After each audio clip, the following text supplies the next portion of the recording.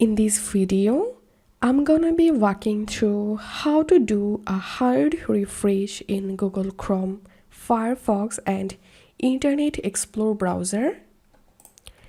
First of all, let's see the process for Google Chrome browser. If you're a Windows user, then hold down the Control and click on this reload button, or you can press the F5 key to hard refresh the Chrome browser. And the following solutions can be used for Mac OS.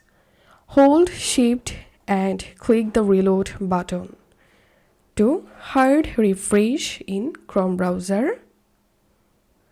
Below you can find several options to do a hard refresh for your Mozilla Firefox browser with the Windows and Linux operating system.